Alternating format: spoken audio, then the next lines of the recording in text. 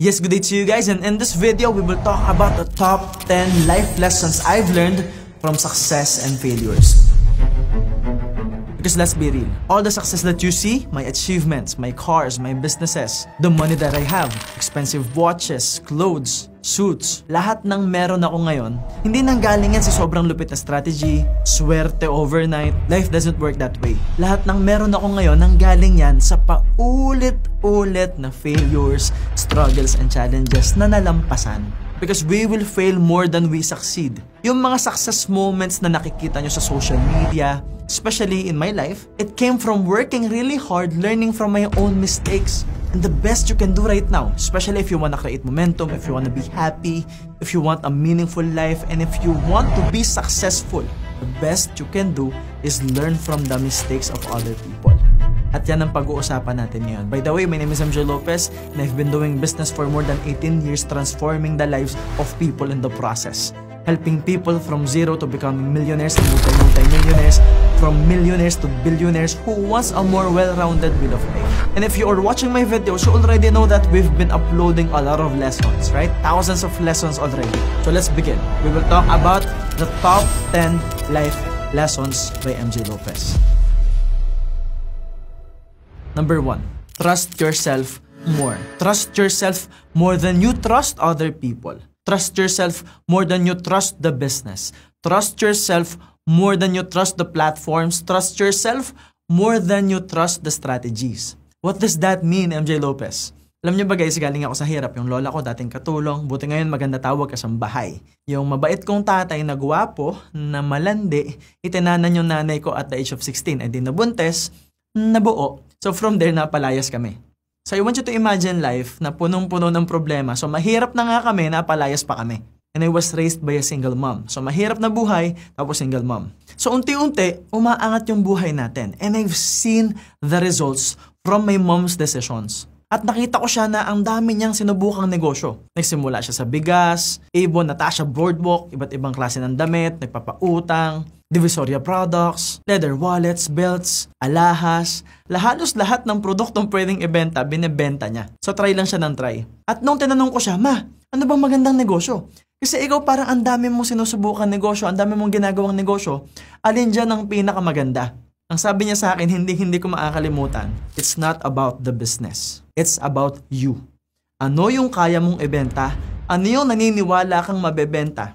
At ano yung kaya mong gawin at pwede mong gawin para sa mga tao sa paligid mo.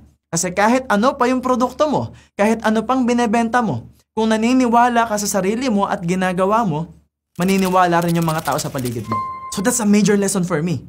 So nung 16 ako guys, naubos lahat ng pera namin kasi nga try si mama, so na-scam kami, bottom line. At doon ako nagdesisyon. First time ever, nakita ko yung nanay ko na umiiyak. So balikan ko yung kwento. Galing kami sa hirap. Unti-unting gumanda yung buhay namin dahil sa nanay ko na single mom. Kasi nga, 16 pa lang, buntis na siya, wala siyang ibang opportunity kundi mag-business. Ano ang sabi sa Chinese proverbs? In every crisis, there is always an opportunity.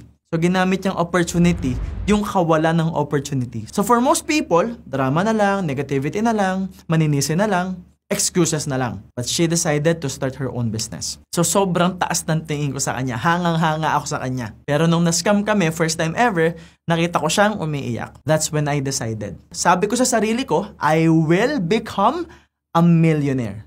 So I don't know how, I don't know when, I don't know what the fuck I'm supposed to do.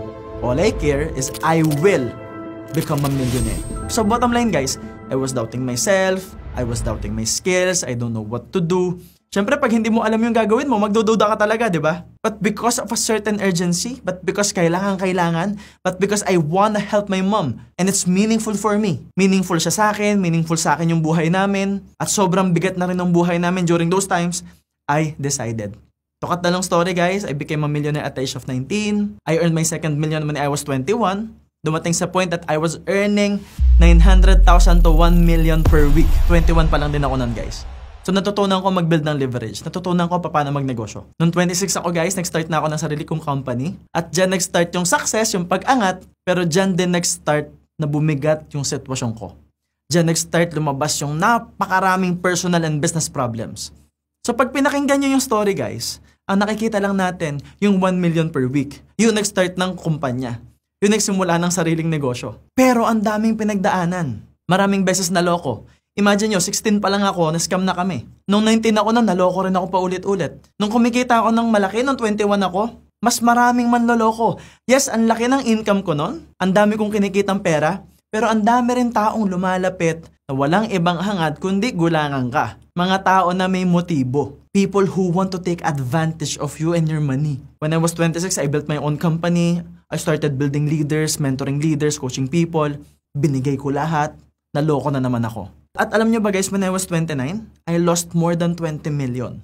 Tapos dumating pa si pandemic. So I also lost my hair in the process. Diyan ako nakalbo, diyan ako na-depress. And that is when I started immersing myself in personal development. And a lot of people will ask me, Sir MJ, sa sobrang dami ng lamang, hanggang ngayon may nanloloko, hanggang ngayon may naninira, hanggang ngayon may gumagawa ng mali. Ano ang ginagawa mo? Paano mo nakukuhang magtiwala ulit? And the answer is very simple. You trust yourself more. Kaya hanggang ngayon, kaya ko magbigay ng tiwala sa mga tao, magtiwala sa negosyo, sa platform na meron ako, sa mga strategies na meron ako, it's because mas may tiwala ako sa sarili ko. You have to trust yourself so much to the point na alam mo sa sarili mo kahit iwan ka nila, kaya mo. Alam mo sa sarili mo na kahit malugi yung negosyo mo, kaya mo. Na kahit mag-fail yung strategy mo, kaya mo. Mas makakapagbigay ka ng tiwala sa iba, sa negosyo mo, sa strategies mo, sa platform na meron ka ngayon, kung may tiwala ka muna sa sarili mo. And the confidence that I have right now was not built because of success and achievements. It was built through adversities and failures and pain. Naging mas confident ako ngayon kasi sure ako, kahit anong problemang ibigay sa akin, kaya kong malampasan. Kasi na-proof ko na yun sa sarili ko. I have evidences that I can. And I'm here to tell you that maybe wala ang confidence ngayon kasi gusto mo muna ng maraming pera bago ka maging confident. Tama ba? Gusto mo ng resulta, you wanna get the girl that you want, kailangan sagutin ka muna niya, kailangan maraming mag-like sa post mo, kailangan sabihan ka ng tao na pogi ka, kailangan may ma-achieve ka muna. Confidence doesn't work that way. Yes, pwedeng makatulong yung resulta. Yes, pwedeng makatulong yung pera. Pero hindi lang yun yung kailangan mo. What you need are evidences na kaya mong malampasan yung challenges and struggles.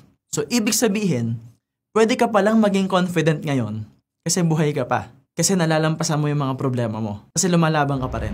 Maybe you just fail to acknowledge yourself and who you really are.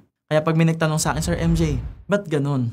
Kami na isang beses, dalawang beses lang naloko, ang hirap ng magbigay ng tiwala.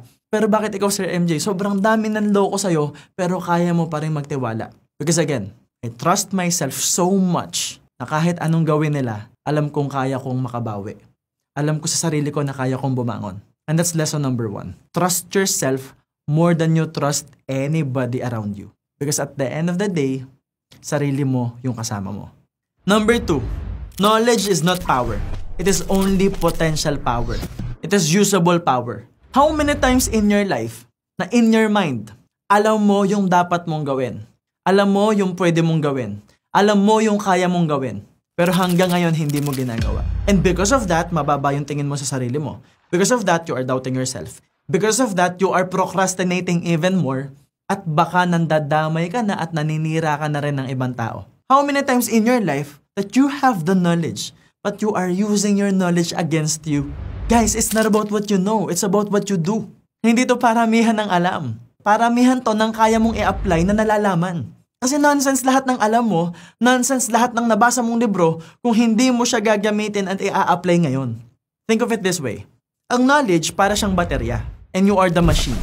Right? So the battery has power in it. So una, you have to acquire the knowledge. You have to put the battery in the machine. So let's just say na-acquire mo na yung knowledge. You have to turn on the machine. You have to use the knowledge. You have to use the power in the battery. You have to turn it on first. Same goes in life. Alam nyo ba guys, lahat ng multi-millionaires at mga billionaires na kakilala ko, maliban sa sobrang grabe sila mag-acquire ng knowledge, sobrang bilis nila mag-take ng action. Kaya nga lagi kong sinasabi, you have to take action quick. Pag may natutunan ka ngayon, i-apply mo ngayon. And that's power. Hindi na power ngayon yung patalinuhan. Lahat ng tao ngayon matalino na eh. Lahat ng tao ngayon feeling nila matalino sila eh. We have Google search, we have AI, we have videos like this. Ang daming way to actually acquire knowledge. But the problem with most people now is, Ang bagal nilang mag-apply ng knowledge, mag-execute. So the power is not in the knowledge. The power is in the execution of the knowledge that you have. Kaya nga kahit merong hindi sobrang galing, hindi sobrang talino, hindi sobrang perfectionist, pero lagi lang nagtitake ng action, gawa lang ng gawa. Napapansin niyo ba na sila yung kumikita ng pera? Sila yung nagiging successful? Sila yung nakakaangat sa buhay? Because again, it's not about what you know, it's about what you do. Tapos how many times in your life na sinasabotahan mo yung sarili mo dahil sa knowledge na meron ka? Think about it. Law of attraction na lang, ang dami kong kakilala. Basa ng basa, law of attraction, manifesting. Eto na, ang sabi, thoughts become things. Lahat daw ng iniisip mo nangyayari. Nakapag-isip siya ng konting negativity. In-overthink niya ngayon. Hala, nag-iisip ako ng negative. Sabi, thoughts become things, baka mangyari yan. Naku, pag nangyari yan, ito yung mangyayari. Naku, lalong mahirap, lalong ganito. In-overthink mo ngayon yung tiny bit na naisip mong negative. You are now using your knowledge against you. A lot of people will use the knowledge to bring more excuses to the table, to justify their mistakes, to justify procrastination. So knowledge is not power. Using the knowledge to help people to make the lives of other people better, that's power.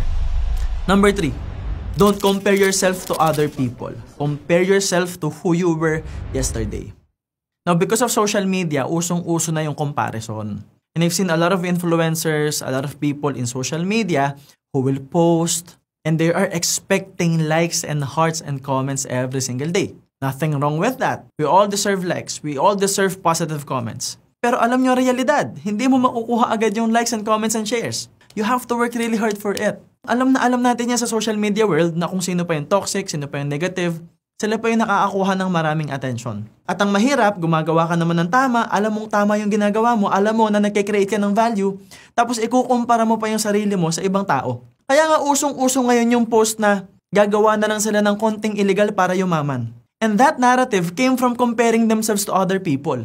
Nagawa na sila ng excuse, nagawa na ng justification, nagawa na ng kwento. Naakala nila majority ng mayaman may ginagawang illegal. But that's just a story. Kasi nga kinukumpara mo na yung sarili mo sa ibang tao. Tandaan nyo, don't compare your chapter 1 on other people's chapter 10. On other people's chapter 20. Talo ka dun. Natural mas malaki income nila. Natural mas malayo na sila. Ang tagal na nila eh.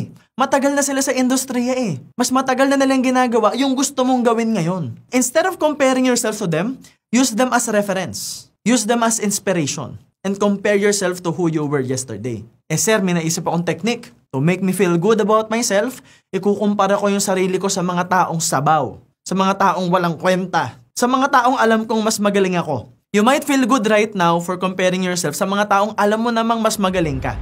But if you do that over and over, you will become narcissistic. Alam mo naman na better ka sa kanila, bakit ikukumpara mo sarili mo dun? In reality, you must be helping these people. Since alam mong mas magaling ka sa kanila, you can bring them value. Especially kung alam mo na yung journey nila, yun yung dinaanan mo before. Alam niyo ba guys, the best way to create value right now is to help those people na pinagdadaanan ngayon yung pinagdaanan mo before. Kasi alam mo na kung paano malampasan yung pinagdadaanan nila ngayon eh. You know what to do. You know the tools, you know the strategies. And that's what I'm doing right now. All these lessons came from my own personal experiences in life that maybe you are struggling with comparing yourself to other people.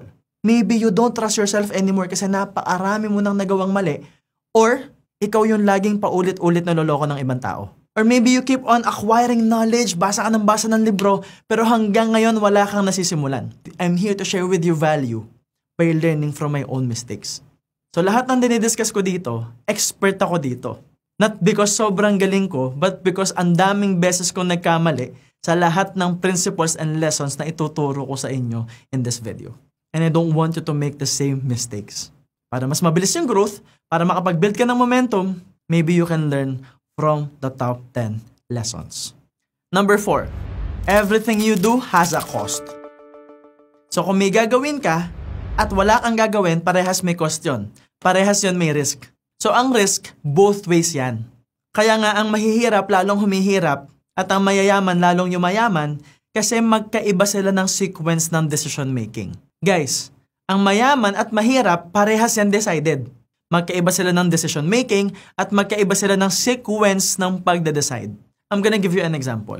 Ang mga mahihirap, ang decision nila is to keep whatever they have, right? It's to lessen the risk. Kasi nga, ang mindset, especially based on the situation, teka, konti na nga lang ang meron ako isusugal ko pa sa negosyo. Pero magugulat ka, nagsusugal sila sa ibang bagay. Right?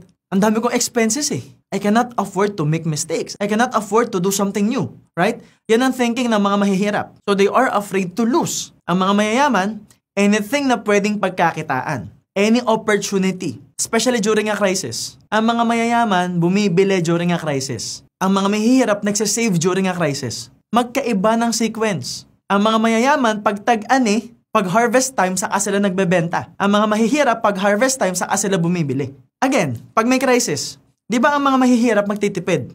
Ang mga mayayaman, bibili ng stocks. Bibili ng lupa kasi bagsak ang presyo. So pag may crisis, bagsak ang presyo, ang mga mayayaman, bibili ng bibili. Pag maganda economy, yung mga mahihirap may konting pera. Yung mga mayayaman magbebenta yan ng produkto na bibili ng mahihirap. So it's a cycle. It's because magkaiba ng sequence ng decisions. Ang mga mayayaman gagawa yan ng paraan pag may nakitang opportunity yan. Ang mga mahihirap gagawa lang yan ng paraan kapag may emergency, kapag merong may sakit, kapag may mamamatay na, kapag may na-ospital. Ang mga mayayaman hindi na yan naghihintay ng emergency. Sir MJ, paano naman kami na walang pera? Again guys, nag-start lang kami sa walang pera. Remember, 16 ako noon, na-scam kami. Negative 2.5 million kami guys. So wala rin choice kundi lumaban. It so happened that in that situation, natuto akong mag-decide. Natuto ako na patunayan ko sa sarili ko na kaya ko pala. Ang mahirap kasi sa atin, gagawa lang tayo ng paraan kapag sagad na tayo. Kapag hirap na tayo. Kapag lugi na tayo. Tandaan mo na kapag nag-grab ka ng opportunity, kapag nag-start ka ng negosyo, yes, may cost yan na pera. Pero kapag hindi ka nag-try, may cost din yan sa'yo. And the cost is delay. The cost is time. Halimbawa na lang may 2 tao. Parehas lang may 20,000. Yung isa, poor mindset, ayaw maglabas ng pera. Yung isa, walang pakialam. Yung isa, abundance mindset, kaya ko namang kitain to ulit. At least masusubukan ko. Agree ba kayo na pwedeng mabawasan yung pera niya? Yes, kasi may gastos, may expenses, right? Yung isa, ubos na pera niya. Tapos, nahihirapan na siya ngayon. Napapagod siya ngayon. Pwedeng nagbebenta siya ng produkto. Nare-reject siya, miserable buhay niya initially. Pero doon nabibuild yung character niya. Doon natututo. Let's just say nalugi siya. Gagawa ulit ng paraan? Yes, babawi yan. So, sobrang bigat. Sobrang miserable. Yung isa, may konti pang natera sa 20,000 niya. Kung matipid siya. Kasi alam naman natin, malaki ang expenses, right? Pero let's just say, may natera pa siya. Second month, may pera pa. And pwedeng kumikita pa siya ng konti kasi baka meron siyang trabaho. Yung isa, nakagawa na ulit ng paraan. Mas urgent na yung buhay niya. Grabe pinagdadaanan niya ngayon. Pero natututo siya, nag-grow siya. So habang tumatagal, yung isa, parang ang gaan ng buhay, parang okay lang. Yung isa, pabigat ng pabigat. Pero pag na-hit yung 6 months, 1 year, yung isa, ang dami na niyang alam. Alam niya yung mga negosyong hindi okay. Alam niya yung mga platforms na hindi okay. Alam niya kung paano magbenta. Ang dami na niyang na-acquire na skills. Ang dami niyang nakilalang mga tao. Na-build na niya yung character niya. Na-grow na siya as a person. And ready na siya to take off. 1 year, 2 years, 3 years, milyonaryo. Yung isa, pag may dumating na konting slight emergency, ubos yung pera at maghahanap din yan ng ibang opportunity na pagkakakitaan. Worst is mangungutang din yan, pambayad sa utang. Mangungutang din, pambayad sa problema. Versus yung isa, nangutang, pambayad sa negosyo. Nangutang para makapagsimula ng bago. And because of the sequencing of how we decide, because of how we evaluate the cost and the risk of everything in our lives, doon na tayo nananalo at natatalo. And when I say mahirap at mayaman, I'm not talking about the money. I'm talking about the psychology. Tandaan nyo guys that being poor is a temporary situation. But having a poor mindset, having a poor belief is a mental condition. Ang pulube, bigyan mo ng 5 milyon, ano mangyayari sa pera? Ubus yan. Ang milyonaryo, tanggalan mo ng pera. Makakabawi, hindi. Makakabawi. So it's not about the money. It's about the psychology. It's about understanding that doing and not doing both has a cost. Pag may ginawa ka, may cost. Pag wala kang ginawa, cost. Pag nag-take ka ng action, marireject ka. Pag hindi ka nag-take ng action, may cost din yun sa'yo, yung time mo. Pag nag-start ka magnegosyo, may cost na pera. Pag hindi ka nag-start magnegosyo, you are losing the opportunity. You are losing time. There will always be a cost for everything that we do. That is why you have to choose. Ano talaga yung gagawin mo? Will you continue choosing to avoid the risk? Or this time, you will choose something that will change your life. Something na pwedeng magbigay sa'yo ng goals mo at mga pangarap mo. Ikaw pa rin ang mamimili niyan. I'm just here to share with you my personal experience around evaluating cost and risk. Number 5, decisions are the primary factor that controls our life. Who you are right now is a byproduct of your decisions yesterday, last week, last month, last year, or maybe 5 to 10 years ago. Kung sino ka ngayon dahil yan sa decision mo kahapon. Kung puyat ka ngayon kasi nagpuyat ka kagabi, nag-decide ka eh. Kung may bangs ka ngayon kasi pinili mo magpa-bangs, di ba? A lot of people are bashing, a lot of people are telling me, Sir MD Kalbo. Alam ko. Pinili ko to eh, nag-decide akong magpakalbo, di ba? So bottom line, who we are, what we wear, anong itsura natin, by product yan ng decisions natin. So ibig sabihin, hindi ka pwedeng manisa ng ibang tao sa resulta ng desisyon mo. That's one. Pangalawa, kailangan maging responsable ka at accountable ka sa lahat ng magiging decisions mo. Pangatlo, kailangan mag-decide ka na ngayon na. At meron tayong 3 elements in terms of decision making. And this is something na tinuturo ko sa mga advanced courses po natin. So you probably already know that we have Success Blueprint. It's the best transformational online course right now.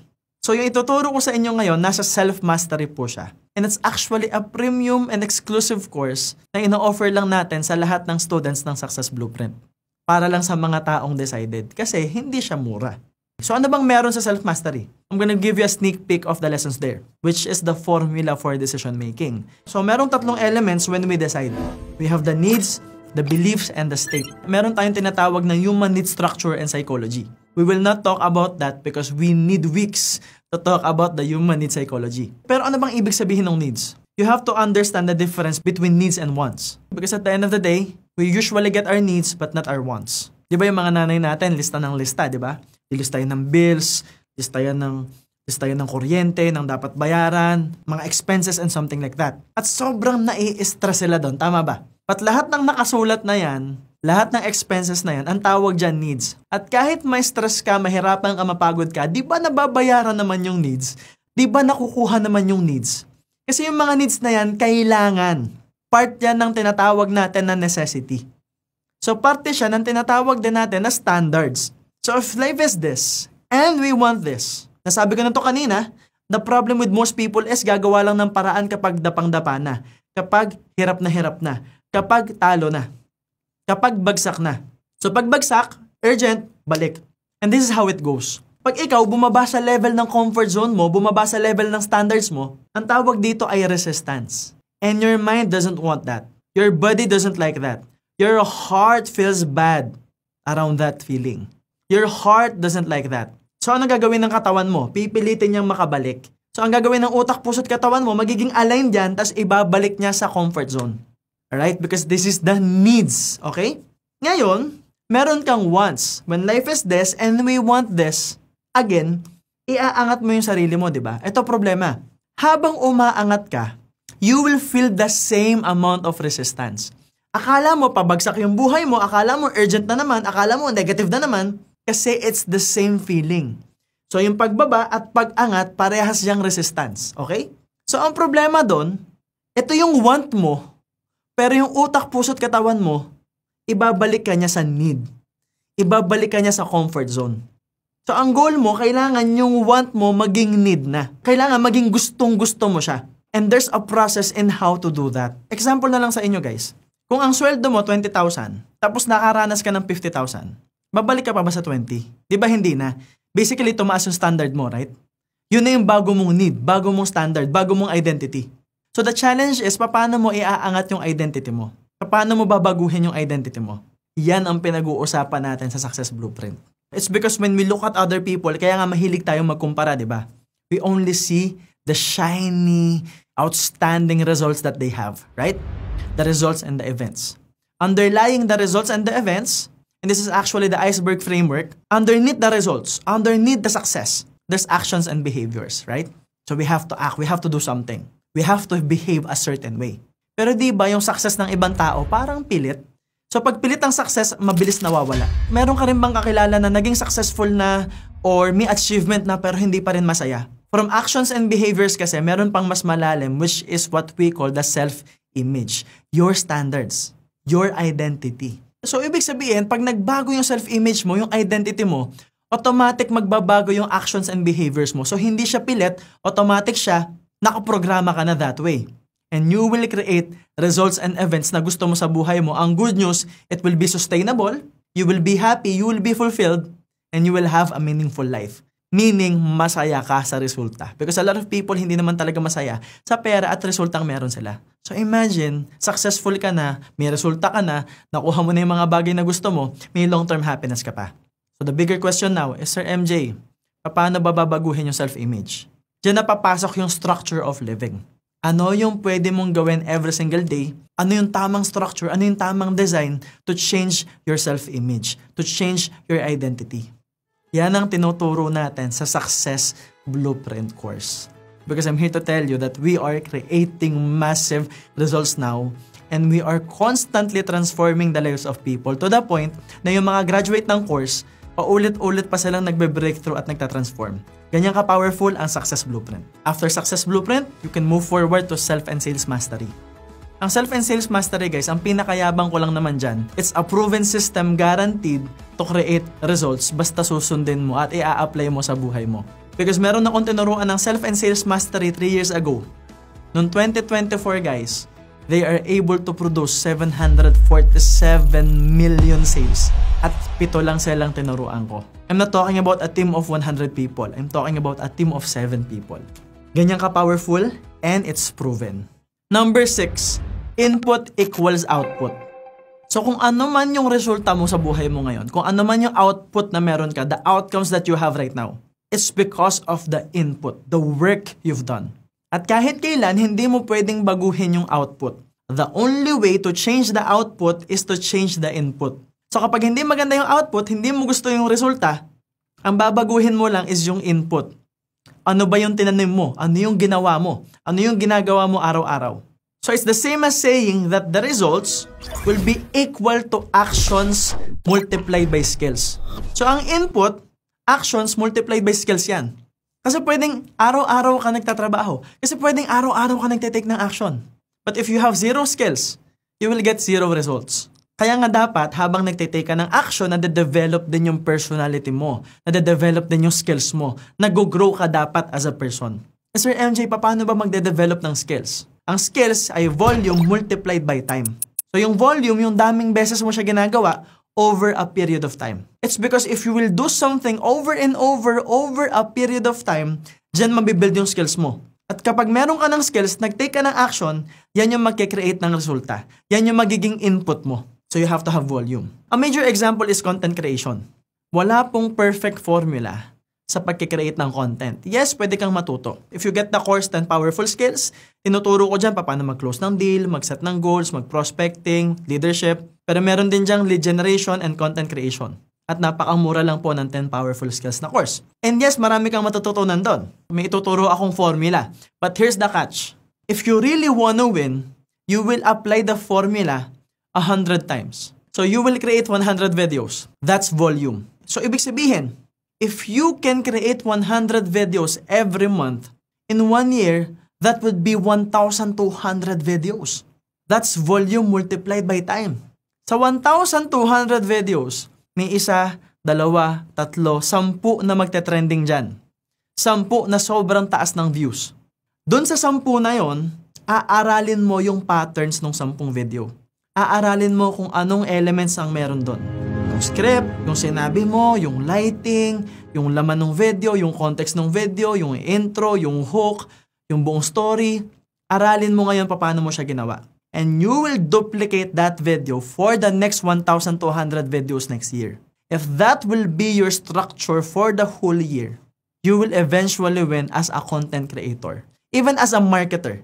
If you will market that way, ganyan karaming videos yung ina-upload mo, ganyan kakasipag, ganun kagrabe yung volume, eventually you will build the skill. Kaya ang laban sa buhay, input equals output. Pag hindi mo gusto yung resulta, huwag ka manisin ng ibang tao. Kasi ang resulta mo nanggaling yan sa input mo, sa ibinigay mo, sa ginawa mo. Number 7. The best love story is when you fall in love with yourself.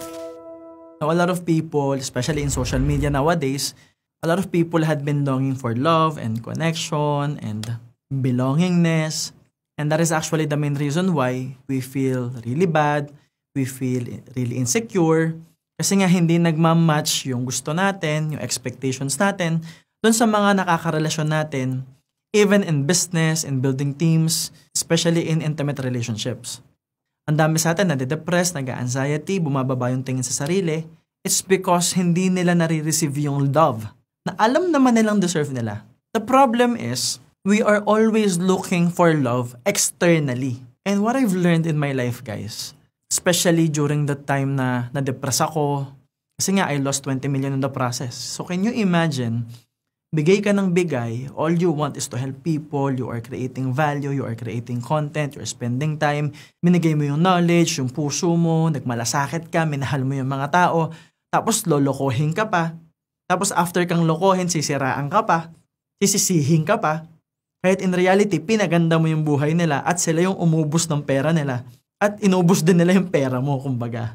And of course, if you are in that space, if you are in that moment, iisipin mo na, bakit nangyayari to? Baka hindi ko talaga deserve ng pagmamahal, baka hindi ko talaga deserve ng success, baka hindi ko talaga deserve yumaman, baka hindi talaga ako magaling, and stuff like that. So marami kang mabibuild na stories, right? But I realized, when I immersed myself in personal development, inaral ko lahat ng libro ni Tony Robbins, binili ko lahat ng programs niya, and then pumunta pa ako ng Florida to attend Business Mastery, tapos Date with Destiny, and now I'm really immersed in Tony's community. Nung una pa lang na binasa ko na yung mga libro, guys, the number one step to create lasting change, at tinuturo ko rin to sa Success Blueprint, sa Self-Mastery, guys. The first step to create lasting change is to appreciate and love who you are. Kasi guys, imagine nyo, ang dami kong pera, ang ganda ng kotse ko, nag-grow yung mga negosyo ko. Pero bakit nawalan ako ng tiwala sa sarili ko? Bakit naubos yung buhok ko? Bakit ako na-depressed? Kasi bigay ako ng pagmamahal sa ibang tao, bigay ako ng bigay ng attention sa ibang tao, bagay na hindi ko binibigay muna sa sarili ko. Na parang ang taas ng resistance pag para sa akin na, pero pag para sa iba, bigay agad. Kaya nga sabi ko, it's the best love story. Paano mo mamahalin yung sarili mo kung hindi mo kilala yung sarili mo? Kung wala kang blueprint, if you don't know who you are.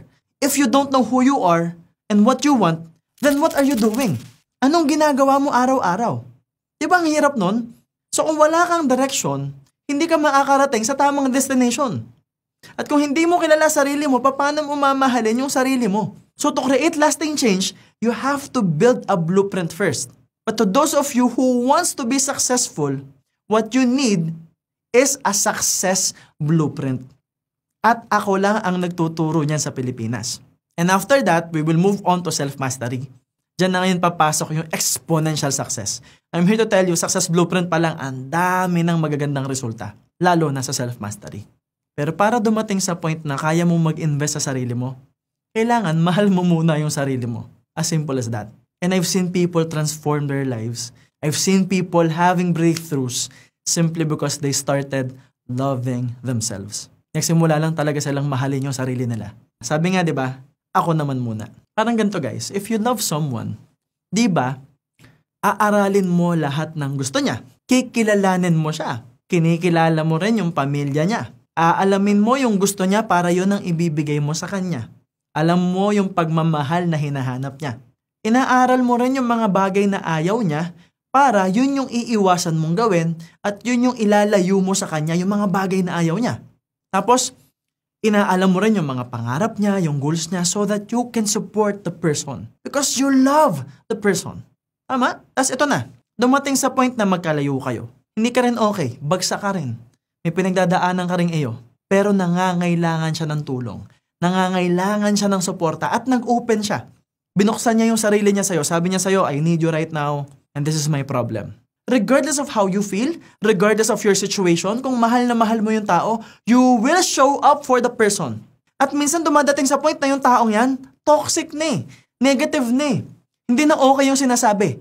Pero dahil mahal mo, you are giving love and compassion. It's because you understand, naiintindihan mo na baka kaya siya toxic ngayon kasi marami siyang pinagdadaanan. But here's my question. If you can do that for other people, bakit hindi mo siya kayang gawin para sa sarili mo? Dapat alam mo yung bagay na gusto mo para yun ang ibigay mo sa sarili mo. Para pag nabe-burnout ka na, pagod ka na, hirap ka na, tas feeling mo hindi mo na naman deserve ng success. Simple lang eh, ibigay mo sa sarili mo yung alam mong gusto mo. Yung mga bagay na ayaw mo, iwasan mo. Alam mo naman sa sarili mong ayaw mo yun eh. May pangarap ka, may goals ka, suportahan mo sarili mo. Alam mo sa sarili mo ngayon na toxic ka na, negative ka na magsalita, negative ka na mag-isip. Pero ano ginagawa mo? Hard ka lalo sa sarili mo. Dinadown mo pa lalo sarili mo. Pero di ba dapat you're giving yourself more kindness? Pag hindi ka okay, pag bagsak ka, that's the perfect time to be kind to yourself. To give yourself more love. And maybe, just maybe, the main reason why hindi ka makausad, hindi ka makamove forward, stuck ka, kasi hindi mo mahal yung sarili mo. So start loving yourself right now. At magsisimula kang ma-in-love sa sarili mo kapag nakilala mo na yung sarili mo. The best way to understand who you are, to discover who you are, is the Success Blueprint course. Because we have proof already. We have proof, we have results, at ikaw na lang ang hinihintay. Give yourself the gift of a new life. Number 8, proximity is power. Kung kanino ka dumidikit, maduduplicate mo yung buhay, yung utak, yung lengguwahe ng tao. Ito lagi kong sinasabi. Pag nagsasama ka sa 4 na chismosa, panlima ka na. Pag nagsasama ka sa 4 na sugarol, panglima ka na. Pag nagsasama ka sa 4 na toxic, panlima ka na. Pag nagsasama ka sa 4 na negative, panglima ka na. Pero pag nagsasama ka sa 4 na milyonaryo, panglima ka na. Let's start with the pattern of language. May mga tao na ang lengguwahe laging kawawa, laging biktima, laging naninisi ng ibang tao. Usapang lengguwahe tayo. Kung ikaw pinanganak ka sa Cebu at Bisaya ka at tumira ka ng Manila, do we agree na kung ang kasama mo araw-araw, Tagalog at English, ganun sila mag-usap, nakikipag-usap ka sa kanila, di ba matututo ka? Another example, Pinoy ka, napunta ka sa ibang bansa, Germany, France, Italy, pag araw-araw naririnig mo yung lengguwahe at aaralin mo siya, di ba ang bilis mong matutunan ng lengguwahe? Same goes in life. May lengguwahe ang mga magagaling. May lengguwahe ang mga mayayaman. So if you can change the pattern of your language from victim to hero, from loser to winner, you will eventually win in life. So pag nagsasama ka sa mga taong ang gusto manalo, matuto, tumulong sa ibang tao, you will eventually learn and duplicate those patterns. Sa utak natin, meron tayong tinatawag na mirror neurons. Kung sino yung kasama mo lagi, maduduplicate mo kung paano sila mag-isip, gumalaw at mag-decide. That is why you have to protect your space. Diyan napapasok yung community, yung taong pinapakinggan mo lagi, at yung mentor mo. Yung mentor mo, di ba kinokopya mo kung paano siya mag-take ng action, yung principles niya sa buhay, kung paano siya magsalita. Minsan nga dumadating sa point na kung paano magsalita yung mentor mo o yung taong lagi mong pinapanood, ganun ka na rin magsalita, di ba? Yung body language mo, same na rin. And soon, pati yung success niya, makokopya mo na rin. But you have to be immersed in it. Ang Nara tree, pag nilagay mo sa paso, hindi yan lalaki. Pero pag ang Nara tree, nilagay mo sa malawak na lupain, healthy yung soil, lalaki at lalaki yan. So dapat ikaw, ilagay mo yung sarili mo sa lugar na pwede kang mag-grow. Ilagay mo yung sarili mo sa isang community na in-nurture ka, na susuportahan ka, na mamahalin ka. The good news is, in Success Blueprint, you will have me as your mentor, and you will also have a community of people like you. At napaka-powerful ng community natin sa Success Blueprint. So it will be your choice. Number 9. Clarity and momentum will solve your problems. Let's start with clarity. A lot of people, kaya sobrang namumroblema tayo. Kasi minsan hindi natin alam ano yung problema. At hindi natin alam na baka tayo yung problema. Is we don't know how to evaluate the problem. It's because the quality of your life is directly proportional to how you evaluate the situation. So yung experience mo sa buhay, halimbawa, ang ganda na nangyayari, pero negative ka. Mali yung evaluation mo. Mali yung perspective mo. Diba hindi rin magiging maganda yung experience mo? I'm gonna give you a funny, relatable example. Naiintindihan naman natin yung mga nanay, bakit sila ganito. Pero nakakatawa lang, diba? Halimbawa, pupunta tayo ng outing. Tapos magkakasama sa isang jeep, diba? Magkakasama kayo sa isang van or jeep. Tapos punta kayo ng swimming, buong pamilya. So ready na lahat, excited na lahat. Tapos nagpipicture na. Tapos naglo-lotion ka, excited, nagkakwentuhan. Tapos sasabihin ng nanay, oh, naisara nyo ba yung pinto? Oh, nadaligan nyo ba yung ganito? O yung aso, nabigyan nyo ba ng pagkain? O naisara nyo ba yung banyo? Napatay nyo ba yung ilaw sa loob? O yung susi ng bahay? Eh nagturuan na. Uy, wala sa akin yung susi. Sasabihin ng isa, ay wala sa akin. Yung isa nagsiselfie, nagpapakyut. Yung isa nag-aayos ng eyelashes sa jeep. Yung isa, sobrang tindi, no? Meron kayong kapatid or pinsan na kayang mag-eyeliner kahit yumuyugyug sa jeep, di ba? Kayang mag-lipstick habang nasa jeep, di ba? But bottom line, naiwan yung susi. Hindi maintindihan kung nasan yung susi. Walang umaamin. What will happen? It will ruin the outing. Buong biyahe, stress yan. Pwedeng umikot yan. Pero hindi na-evaluate nung isa na nasa bulsa pala niya. Baka kasi hindi niya kayang i-accept na siya yung unang nagsara ng pinto. Siya yung naglock ng gate. Hindi niya naaalala or hindi siya willing i-accept yung accountability. And that's what's happening in our lives. Minsan may mga problemang hindi natin matanggap na tayo yung may gawa. Because the first step in solving a problem is recognizing that there is one. And maybe you are one. So ayan na yung problema. Hindi mo matanggap. In denial ka. Naninisi ka ng ibang tao. Ano mangyayari sa problema? Madadagdagan yung problema. So since nadagdagan na yung problema, kasi hindi mo kayang i-accept, hindi mo matanggap yung unang problema, madadagdagan pa yan ng another problema, mas maraming problema, at sa sobrang dami na ng problema, hindi mo na alam alin yung poproblemahin mo, kasi nga ang dami ng problema na nagsimula sa unang problema na hindi mo ma-accept, o baka hindi mo alam kung ano yung problema na yun kasi hindi ka marunong mag-evaluate ng problema. So sino talagang problema? Ikaw. But if you have clarity, madali mong masasolve yung problema, because now you know how to define the problems in solvable terms. Na instead na magturo, hindi ako humawak ng susi, hindi ako nagsara ng pinto. Teka guys, check nga natin yung bulsa natin, check nyo sa bag nyo. Someone has to lead. Someone has to have clarity. Simple lang naman yung hinahanap, susi ng bahay. Hindi tinanong sinong dapat sisihin, sinong may kasalanan, ano tanong, nasa ng susi, na isara ba yung bahay? So ang simple, lahat tayo, let's check our pockets. Lahat tayo, let's check our bags. Because our goal is to find the key. If you have a family, if you have a community, if you have a team dedicated to focus on solving one particular problem, masasolve hindi. Masasolve, ang bilis mo masosolusyonan ng problema. Pero para mag-focus ang isang grupo sa isang problema, one at a time, kailangan i-define muna ano yung problema. And that means clarity. Ano naman yung momentum? If you have clarity, if you are clear with where you wanna go in life. Because again, sabi ko nga sa inyo, you will only be pointed towards the right direction if you have a destination. So it involves clarity to have a destination. So ngayon, may direction ka na. Moving towards your destination, may mga lalabas na problema. Kung patigil-tigil ka, mahihirapan kang solusyonan yung mga problema.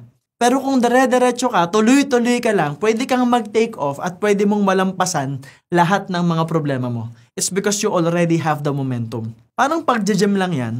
Mas madaling mag-gym ng buong taon kung meron kang 3 months na halos araw-araw mo siyang ginagawa, na consistent ka.